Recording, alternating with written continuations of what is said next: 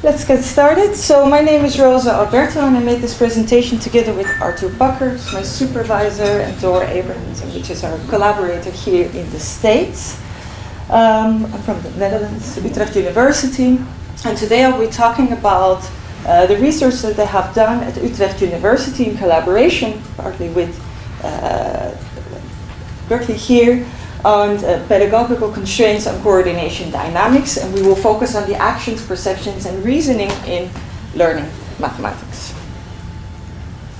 So if we think about math education or research in math education, they usually focus on what students say or if they solve the solution in the correct way.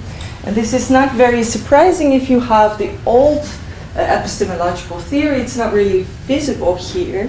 But in cognitivistic or computationalism, we believe in internal representation. There's a purple disc here. So knowledge is mainly under the skull. So we receive information from the environment, we process it, and based on that we react. So if you have a wrong answer, you have a wrong processing. Now there is an epistemological turn, actually, and then we go to embodiment or enactivism, and as you can see, hopefully also from the back, there are a lot more interactions in there. Yeah, and action is, or perception actually, or visual perception, for example, directly influences how we act in the world. So interaction, still you cannot really see it, but there are three discs over here. So it's an interaction between my body, my mind, and the world, how I'm manipulating that. So interaction is cognition in this case. So if we take that seriously for mathematics education as well, we are tempted to move much more to those in the field of coordination dynamics. We're talking about a skill now. How am I interacting in the world? And so we look at where do people look or how do they move. And in a sense, we're trying to give mathematics its body back. Yeah? So that is the introduction for this seminar as well.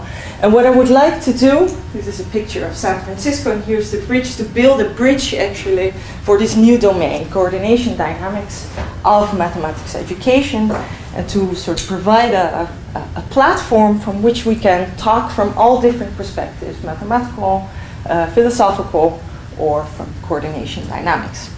Yeah, so we want to create a platform. All right.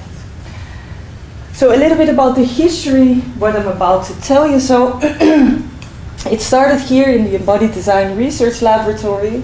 Embodied Design initiated by Dor here at the University of California. And Dor had an idea. We will see that in a bit. He explained it already with the task that we just saw. And this was picked up by Utrecht University, the collaborators here. The names are not very visible. Yeah. So these people, they worked together with Dor, and they conducted three types of studies in the same domain. We will talk about what that is. And I am part of the digital turn in epistemology,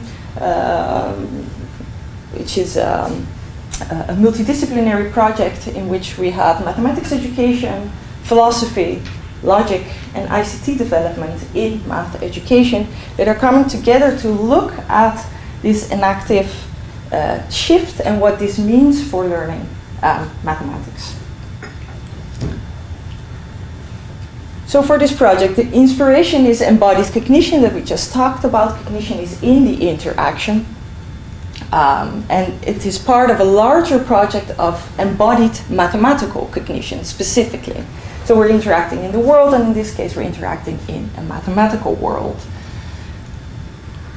And simply this means is thinking with and through our bodies.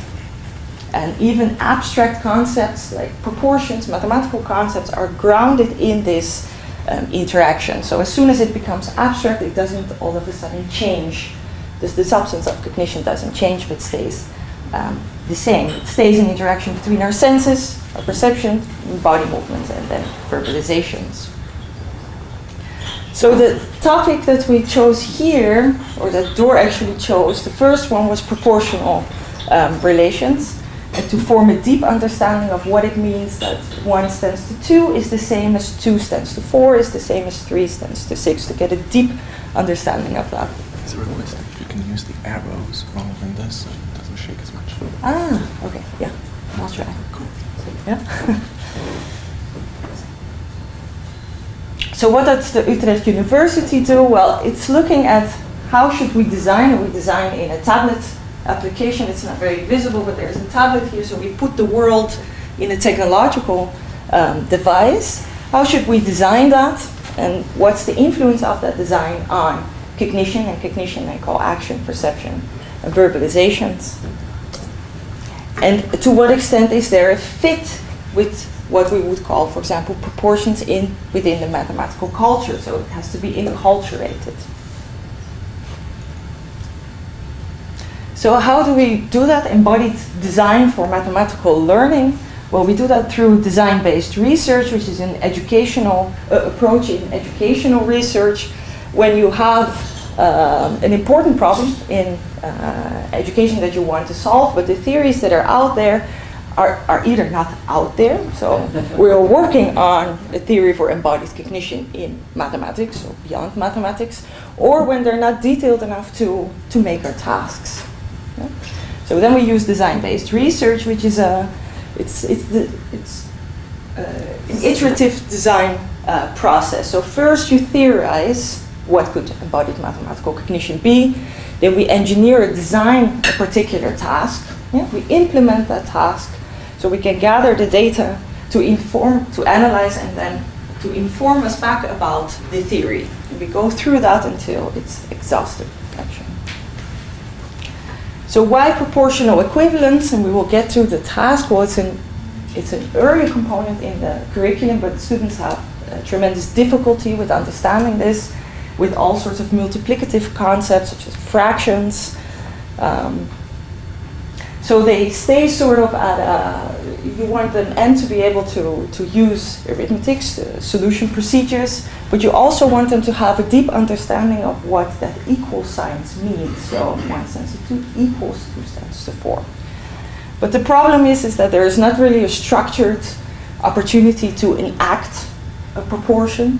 Well, some of you have enacted proportions, of course, but the majority hasn't, to visualize it, and to conceptualize it, to talk about it.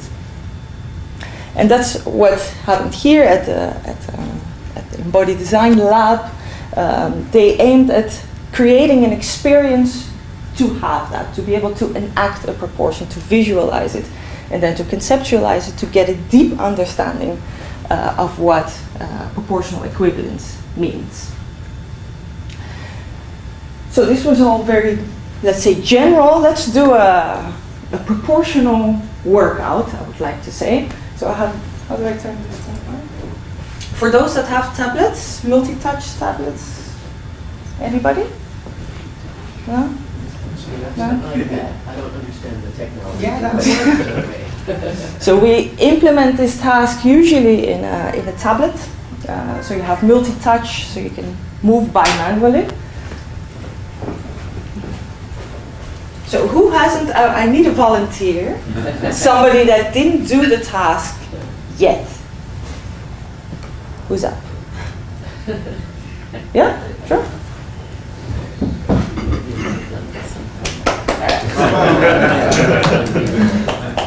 All right. Can you still see it? Because the laptop is in front, yeah? So what we have here, I presented here as well, here we have the task. Yeah, it's a very simple task actually with 2 dots that you can move. And the instruction that we give is never really mathematical, it's always about an enactment. Yeah, so you say, here you see 2 dots, which you can move at the same time. Yeah, it's your task to move them in such a way that this screen turns green. Yeah? All right, let's go. All right. Yeah. So you found one green, can you find another one?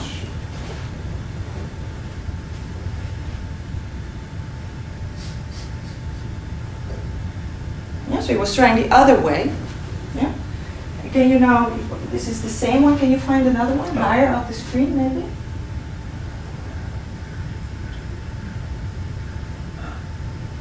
Yeah? Any idea already why it turns green or what the rule is for ensuring that you keep green?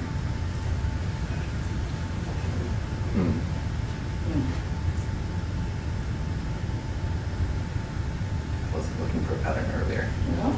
So try to go both at the bottom, and try to move them at the same time up while keeping the screen green. So find the green, yeah, and then move up. Yeah. Keep going, keep going, keep going, keep going. Nice. Yeah.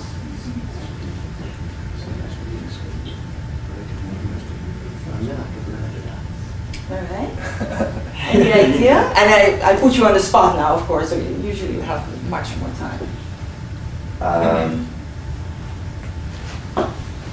One more time. One more time. My first hypothesis was that it was keeping a consistent angle, Mhm. and that doesn't seem to be it. Remember that. The first was to keep the same angle, which means to move them at the same speed. Yeah. And your second hunch? Trying to figure out what the relationship is between them as they grow up, because as the angle gets more extreme as you go up. And the angle of what? The line connecting the two of them. Okay, so for us there is no line, yeah? But you are referring to a line, yeah? Okay. Like that. So now we will talk about what just happened, yeah? We have another version, because we're looking at versions here. Here you see two bars. Rule stays the same, yeah? You can move them at the same time. It's your task to move them in such a way that the bars turn green. Can you try? Sure.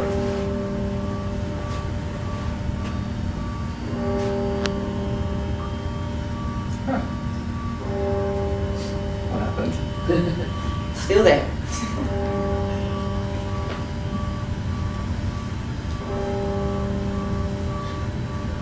Yeah.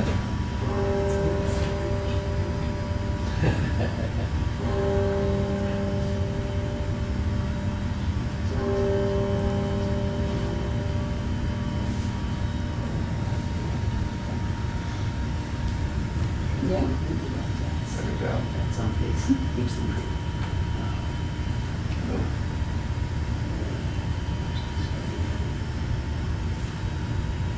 Any ideas? It looks like it's a 1-to-2 proportion. Okay. Well done. Yeah.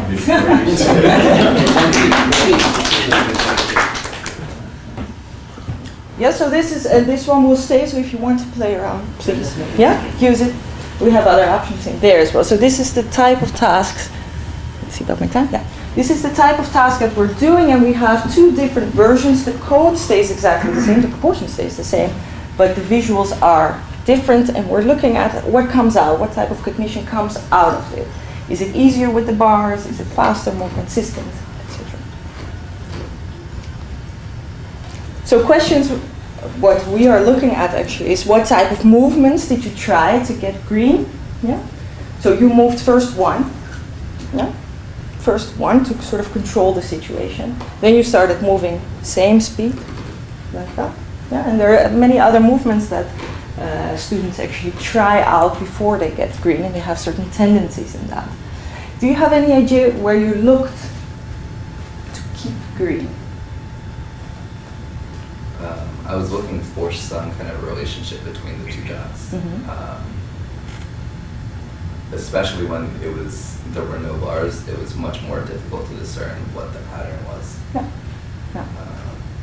That seems so from our data as well. So, but you were seeing a line because you were talking about the line. Yeah. Nobody else saw that line, but you saw it and you could actually refer to it. So this is an attentional anchor as well. Yeah? So there are particular ways of looking, and what is the rule we would ask as well. And then we look at the differences between the task. So what was this based on? It's a bit reverse engineering. So the mathematical imagery trainers, they try to tackle like the difference between additive and multiplicative schemes. So you were talking about that you keep the line the same angle. Yeah? So you move them, I find the green, and then I move them. I keep this distance, the interval, I keep it the same. This is an additive approach. We want them to go to a multiplicative approach where the right hand moves twice as fast as the left one. And what this resonates with is a common error that students make where they say 1 stands to 2 is the same as 2 stands to 3, as 3 stands to 4, 4 stands to 5. This is their sort of... What age are the What age are the students? What? How old are the How old are kids? the students? They are around between 10 and 14.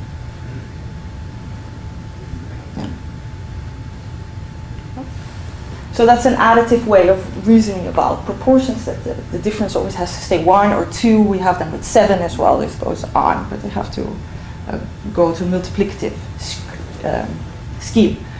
So this task is designed actually to overcome this. Yeah? So they see, oh no, it's not moving at the same speed, it's not keeping that distance the same, it keeps increasing. So you do that by bimanual interaction problems, could be unimanual as well, but in this case, because it's a relation between two hands, bimanual, and you have to discover the visual feedback. So it started, the task started something like that. This machine is still thinking in your office, yeah? So we move proportionally, let's see what comes out, but nothing really came out, because it never left the lab. Right? It was never. There's no clear task. They're just hanging on. Yeah. Yeah. So the hands are moved in that way, but it's a very passive task. Yeah. In the second version, color feedback was added. Yeah. So here we see a student with 2 V controllers. It is controlling the cursors here on the screen. There's a sensor somewhere that tracks how high something is. Yeah? Yeah.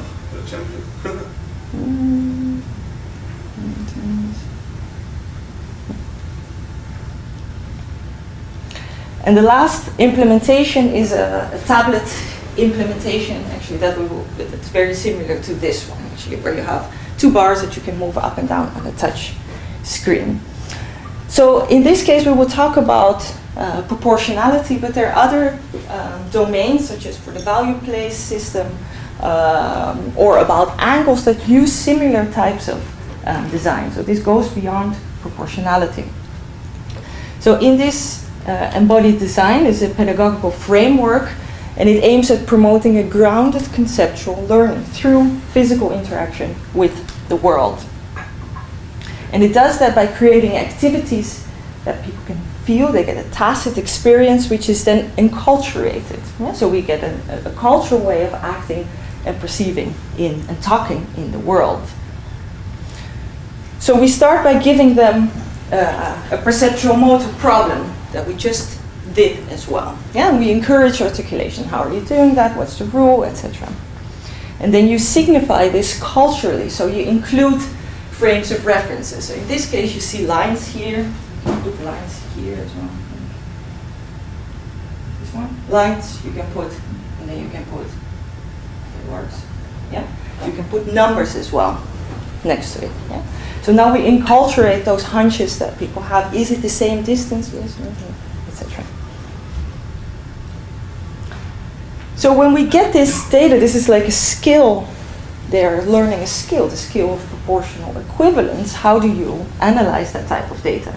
And for that, Door cooperated with those from motor skill, research in motor skill development. And we take from that the attentional anchors.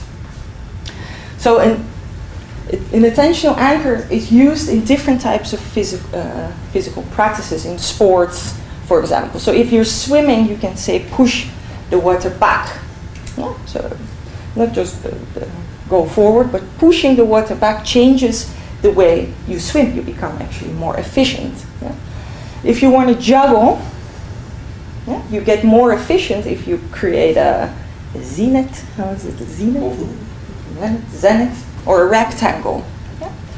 So experienced jugglers, if you would put an eye tracker there, you would see that circle going around, or that rectangle. Or in table tennis, they connect where you have to place the ball. They connect those 3 points with a line, so you get a rectangle, actually. So you become better at playing table tennis, swimming, juggling, yeah, by these sort of structures that you have. So they're being invented, let's say, they emerge to gain sort of a sensory motor control. So as soon as you're good at juggling or become good, you create that attentional anchor. It is not actually there. So you were talking about the angle, about the line.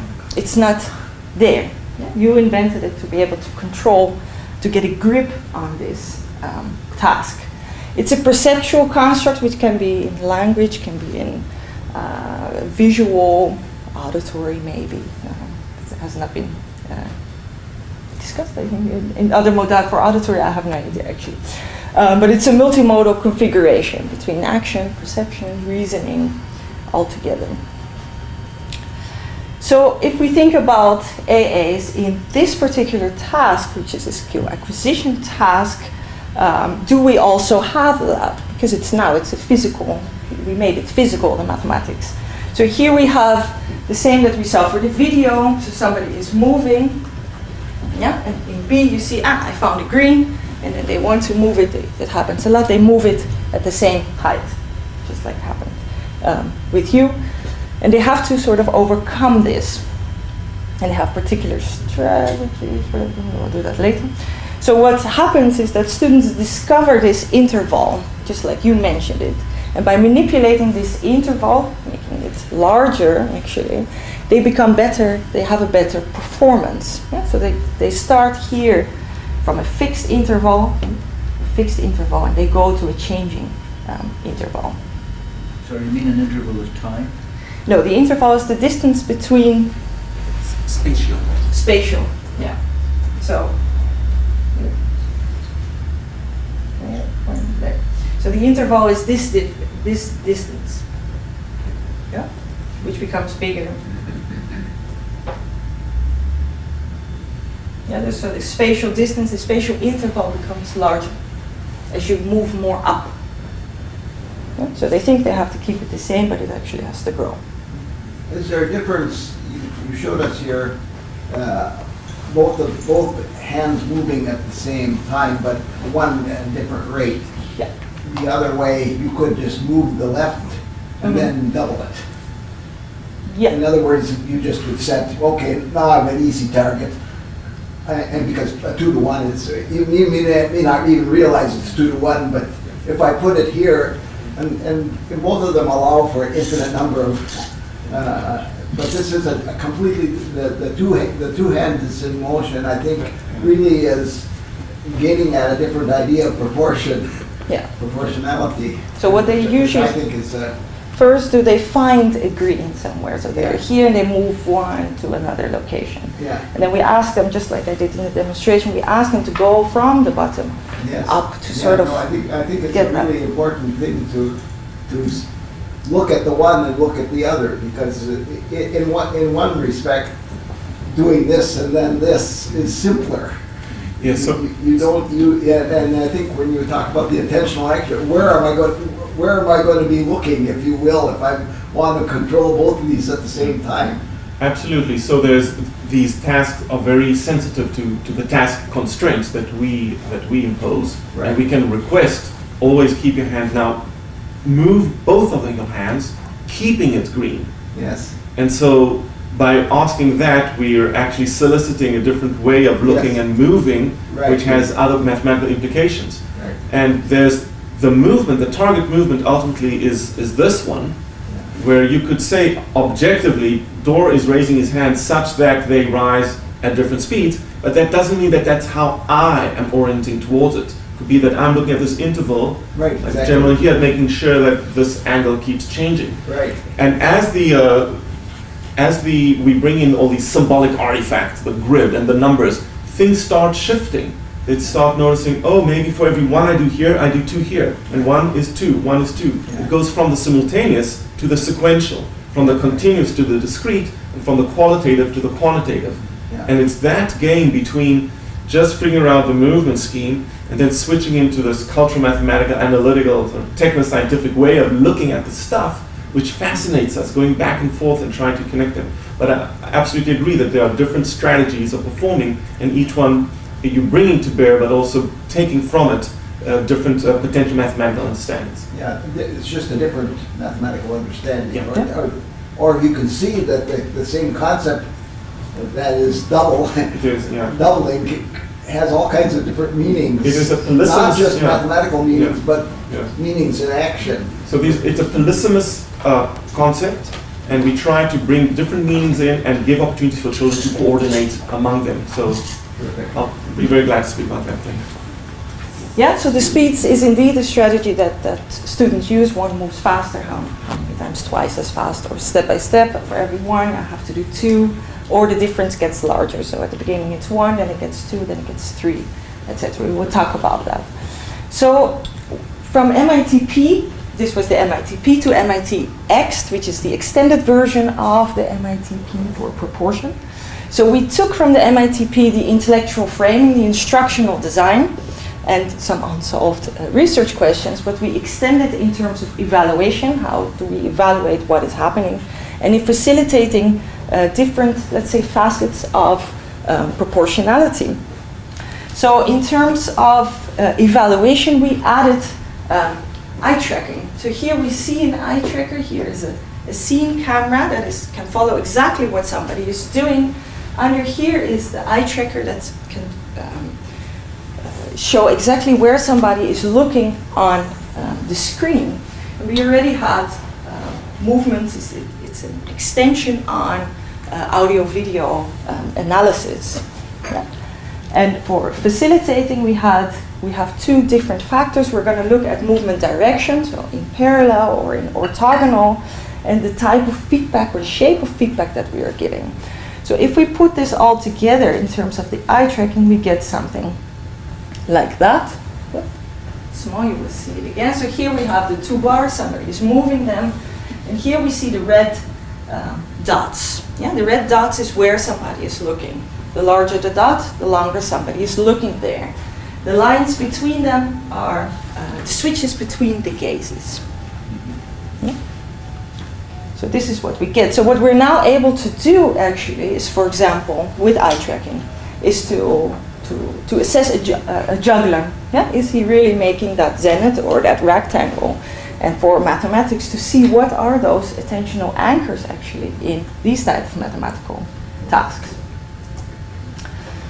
Yeah, so these are our conditions. So we have movement direction. So we're going to look at parallel, moving both in the same direction, or moving in orthogonal, yeah, which is actually a rudimentary sort of Cartesian space that we're creating here, y-axis, x-axis. And we're looking at what type of feedback we're giving. So I'm giving full screen feedback. There's no object to look at. It's all, you have to figure it out yourself, like you did in the first task.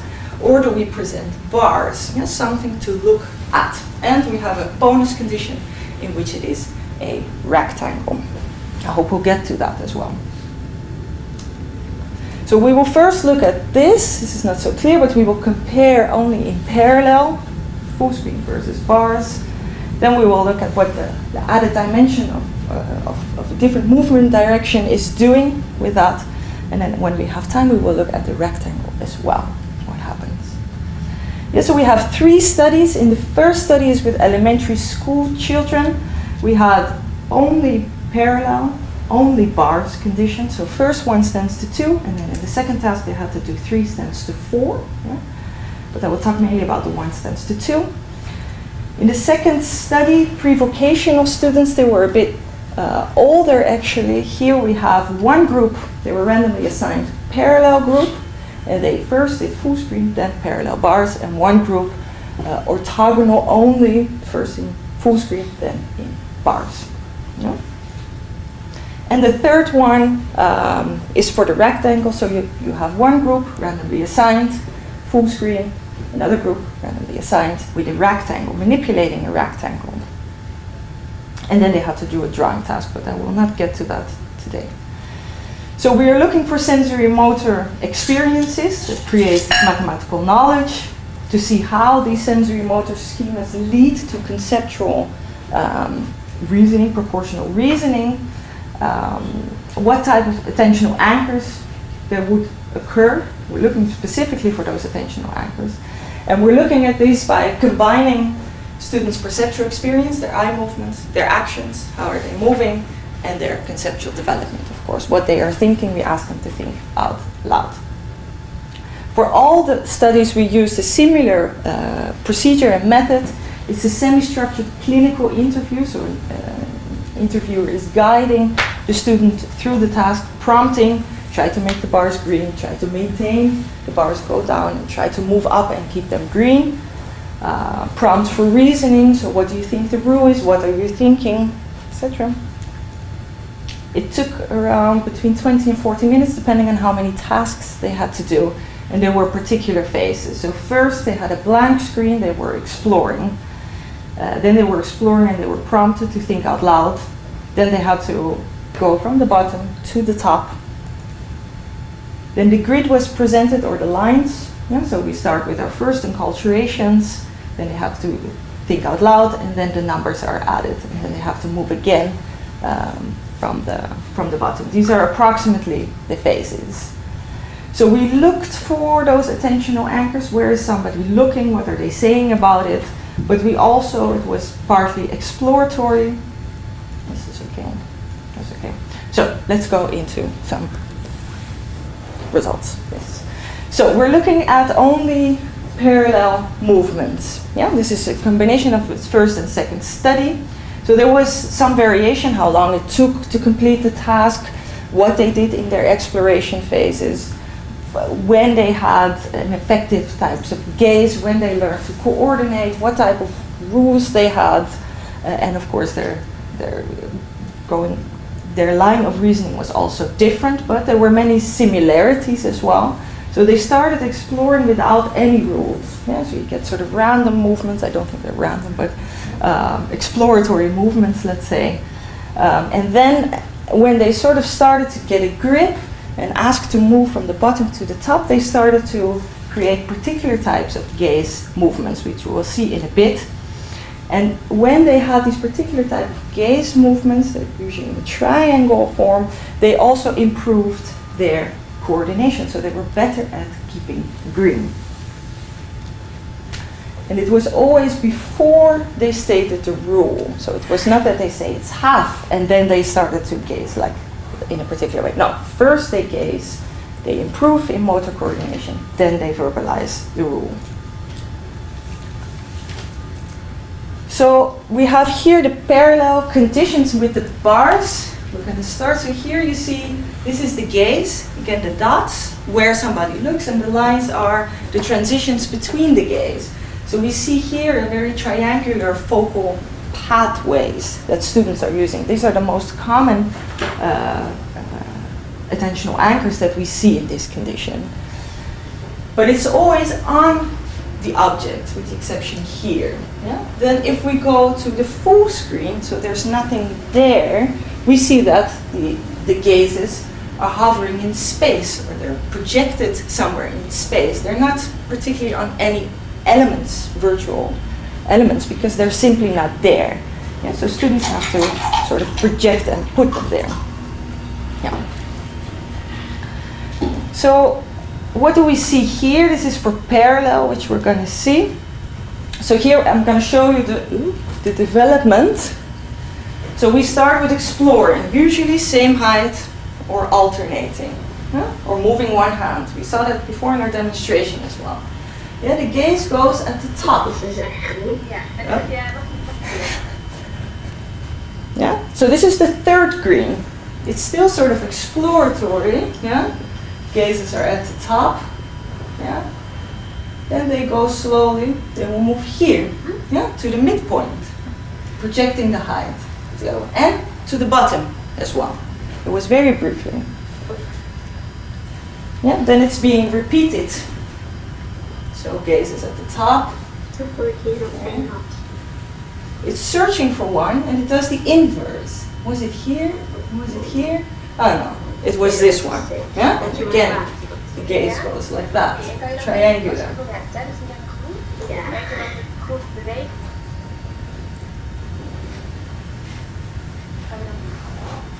Dezelfde aannemen of weer een andere.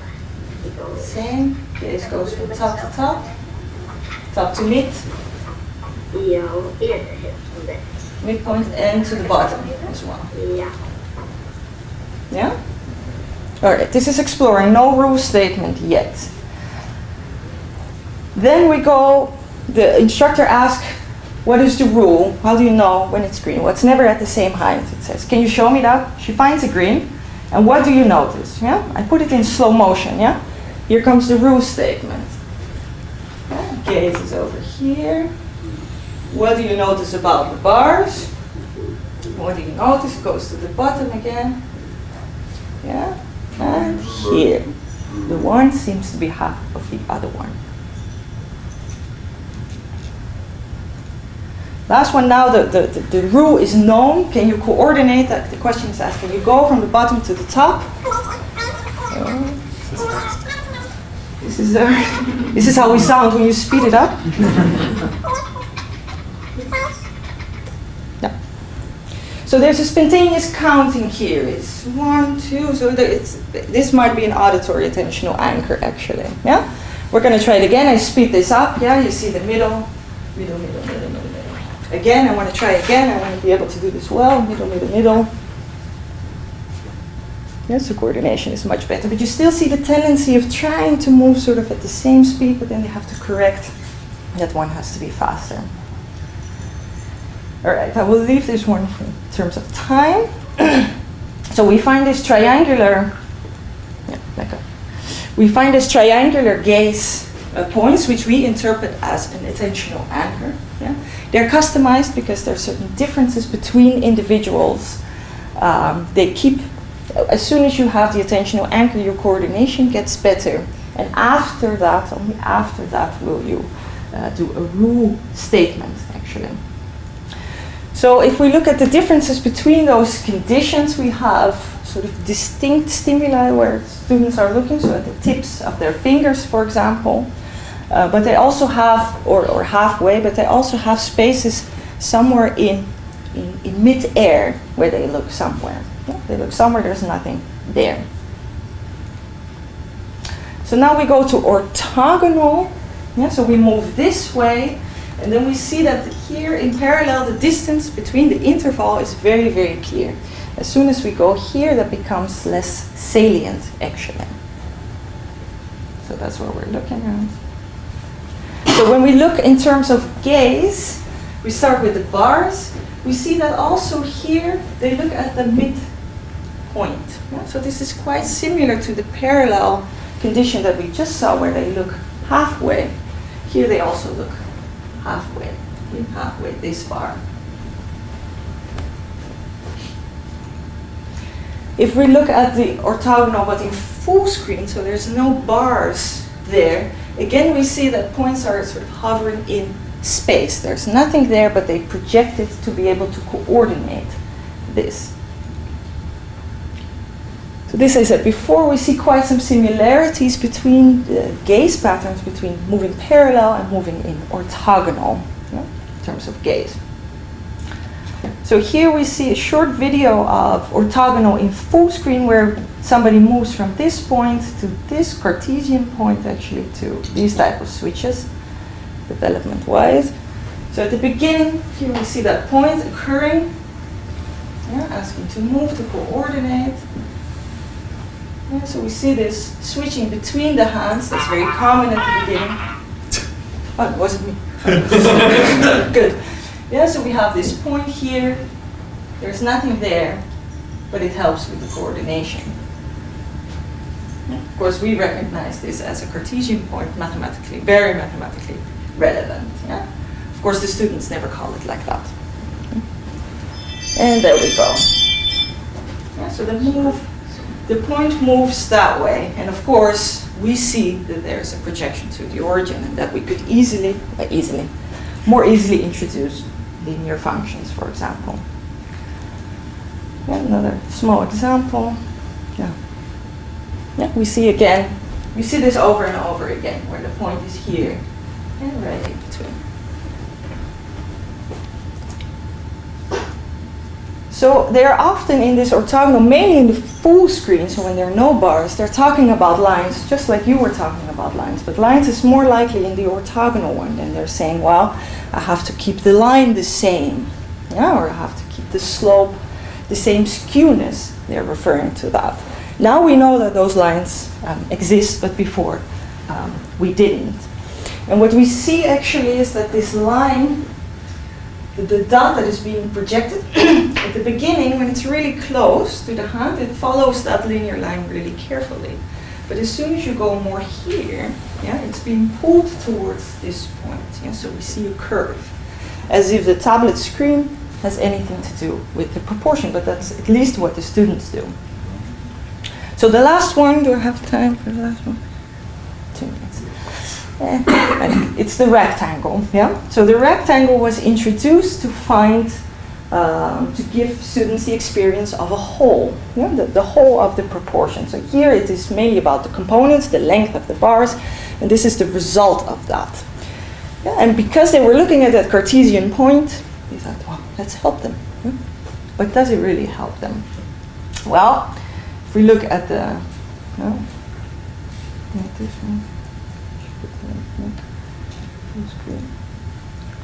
so here we see it's not, so here we see gaze is here often. We didn't analyze all the attentional anchors yet. But it's often there, halfway, sort of, as if you cut it into 2 squares, let's say. And in this condition, it was very difficult for them because they kept saying, it's a rectangle, and then the instructor would ask, but can you describe the shape of the rectangle? It's a rectangle, so it's a rectangle. They kept really stuck at that. But as soon as the grid came there, it became very neat because they started to match that rectangle with that grid. And what I did, for example, for this student, couldn't really figure out the rule. At some point, she figured out the rule, and then they had to guess. So they said, this is a new proportion, this is now 2 tends to 3. Where is it? Very accurate, very accurate. How do you do that? Well, I still saw the grid and the rectangle, she said. We asked also to draw them. I won't show videos of that, where if I magnify this rectangle, where would the line be if I connect its dots? Here we see a similar thing. Here, it still goes like that. But they curve it all the way there to this iPad top screen. This I will skip, but we did it in the project that I'm involved in. We're trying to apply this similar type of designs to trigonometric functions. I have the task there as well, so you can play and figure out what the rule is.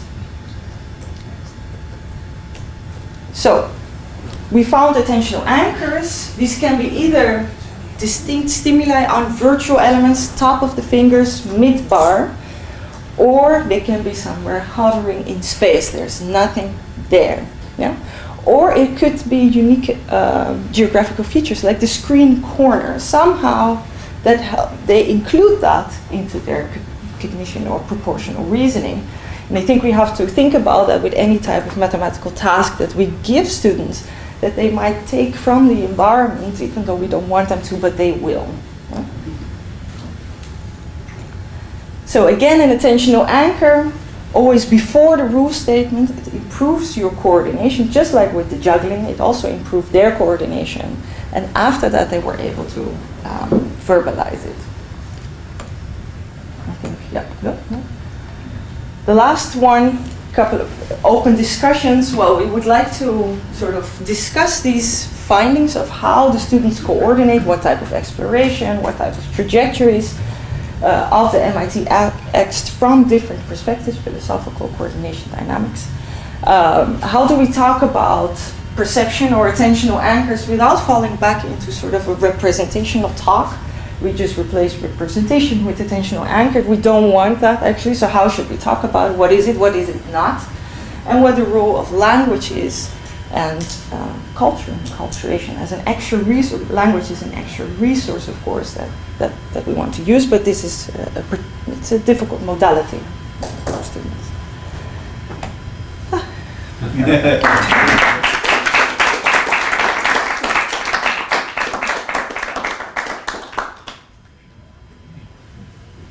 All right.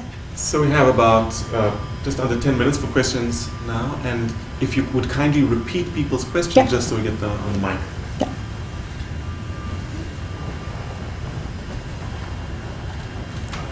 Rosa, thank you.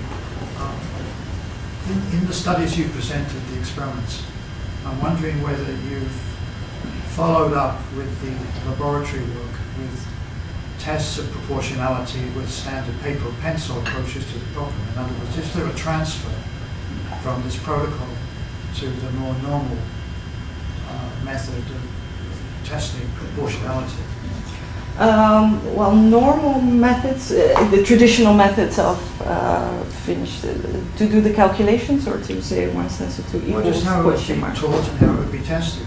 So, or to put it another way, if I'm run through your device here with these training regimes, will I do better in those testing situations than I would have done without it?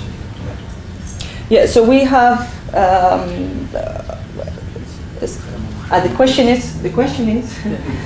if we have looked at generalizations or decontextualizations, if you're better when you don't have the task at hand, let's say, right? Or in traditional methods.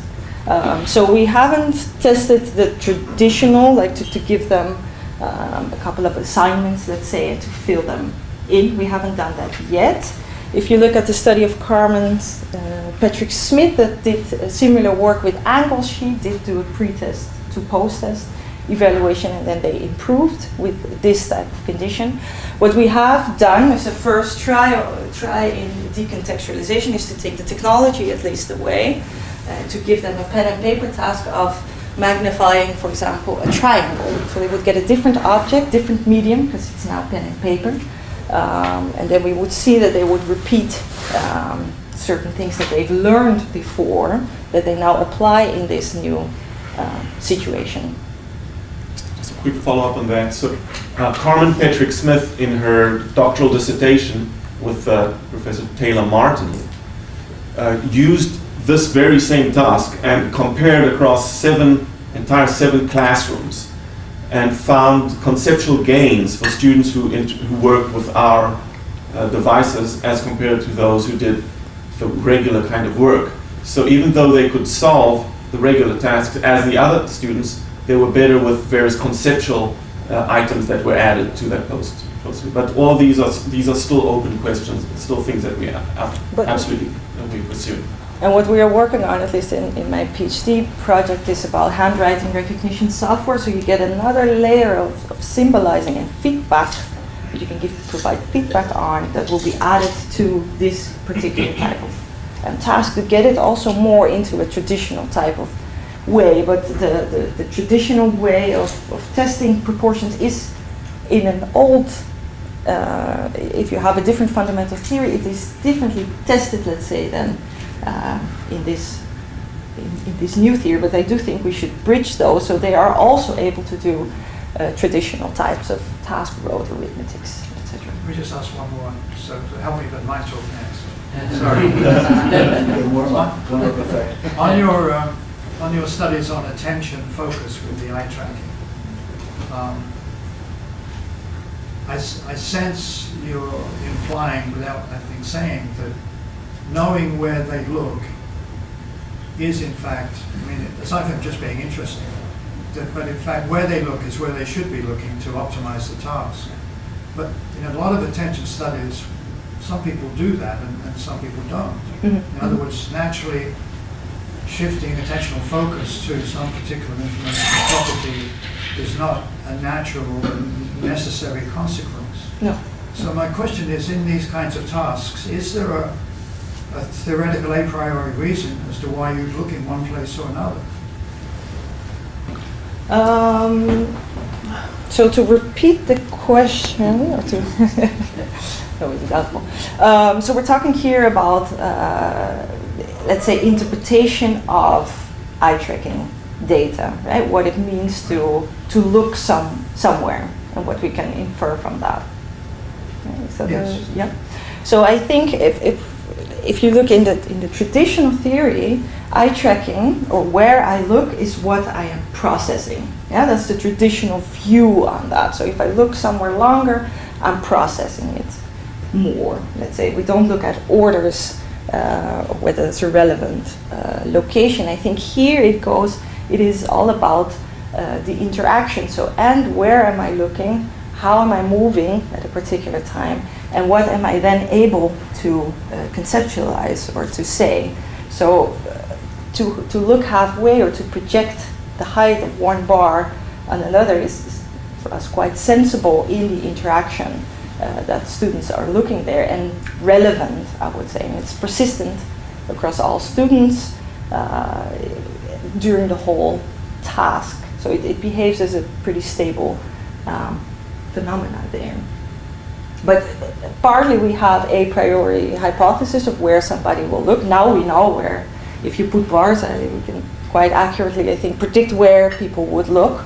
But for other tasks, as soon as we would change the visual display, we don't know actually. We're not that far that we can predict now for a new task where is gaze going to be, what's going to be the attentional anchor.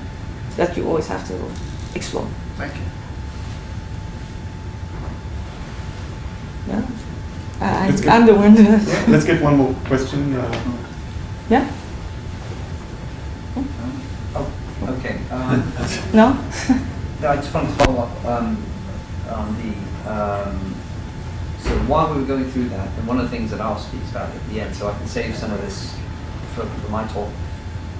There's a tendency here to treat, and very much in line with some of the more enactive approaches, which treat these as creation of meaning or the enacting of the world and such like. So the repeating line there was that there's nothing there where the intentional anchor is, and that, maybe that's a psycho-subjective meaning.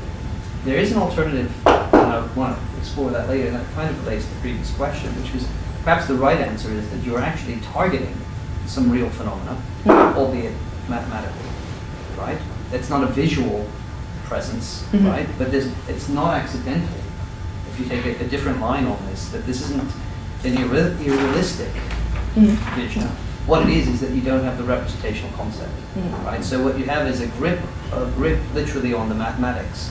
And you showed that with Cartesian points, and you showed that in a couple of places. So this would be a different way of kind of thinking this is just a, Dora spoke of the proto-mathematical, but I think that's not right. I think they're targeting the mathematical, but they're not targeting it conceptually yet, right? And so what we usually think of conceptual addition comes with the overlay that we get when we get the materials from the socio-cultural, right? So I'll say a lot more about that, but I think there's a different take on the epistemology, and that would give us a different sense of what we mean by the deep understanding. So I think this is a different way we can get a grip on the mathematical products. Then the rest is the constraints, right? How do you get them to target the right sort of thing so they non-accidentally develop a better, foundation for, maybe that's a better way to put it. Okay. But I think in this, if you, let's say, redefine it like that, you have action, perception, and verbalization on an equal playing field, let's say. Oh, yes, absolutely. Because otherwise you have still action, you see it, but you don't know it yet, I'm let's hoping say. that'll make less mysterious the links. We will have plenty of time for big discussion, but maybe just, if Claudia and Scott, if you want to just give us a one-liner comment, because I saw your hand were up. Well, my question was about the analysis. Have you looked at the temporal structure of the eye movements to see if there's a dynamical hallmark of the emergence of the understanding? I think, Dora, you're familiar with J. Dixon's work on the ear following, that there is in the dynamics precursor. Right before the kid gets it, there is something that shows up in the recurrence classification analysis. And I'm just wondering if you've looked at the data in that way. Well, we have looked at whether something occurred, like did the attentional anchor occur? Okay, afterwards it's the But you haven't looked at, statement. for example, the sequence. temporal structure, the dynamics of the temporal structure. No, not yet, On the but that's systematic definitely where we want to go. So this is related. Beautiful talk. I really appreciate that. You gave me a lot of ideas. Good. I wonder whether you've thought of the forgotten sense here of kinesthesis and touch. That the child could well be using anchors in that modality. And they do. Especially now you put this into an app. They do. You know, that could be looked at. I think if there was more analysis of what the child's actually doing, you know, we know about anchoring effects in coordination dynamics. There's even theories, you know, of parametric stabilization and so on. If you look, for example, at the phase plane trajectories of the child's movements, you'll probably see that there are also anchoring effects in there. And these may be haptically significant anchors. Well, sometimes they talk about pressure, for Yes. example. Yes. I put more pressure Yes. here. Yeah, so. Yeah. Sometimes I'll just And touch educates vision. just a quick follow-up on that, then we'll have a brief 5-minute break. That is that the okay, so just the haptic and the other modalities, in addition to vision, have become increasingly interesting for us as we've been thinking with Virginia and other colleagues about how to introduce this kind of work to people who are blind or visually impaired. So you don't have the visual, and so now we're talking about something else. It's this kinesthetic, somatic, proprioceptive. It's haptic and tactile. It's something else. Yeah. And So let me give you a spatial proportionality. That figure 8. Okay, just convert that into time, and you've got 2 to 1. This is the principle of Lissajous. Lissajous patterns, right? So you could do a figure 8 and convert it into a temporal pattern, and it's 2 to 1. There are two movements this way and one movement that way in a figure 8. Got it? Okay. And it doesn't matter how big it is or small it is. It's invariant across all of this kind of thing. Okay, so the very last comment, last week, one. It's not a simple question or small question. Have you come across any study in the literature to test the effect of language on this? That is, different people from different languages do the same in the same way, because as you know, there is a direct relationship between language and conceptual thinking, conceptual development. Well, we have some in. Well, we've done this work both in the United States now and Israel and Holland and Russia, and so we haven't done like a focused cross-cultural study. So far, we're finding behaviors are quite analogous, but it would be interesting to see, for instance, right to left or left to right. But let's keep that for the discussion when we speak about culture. So thank you again very much for that.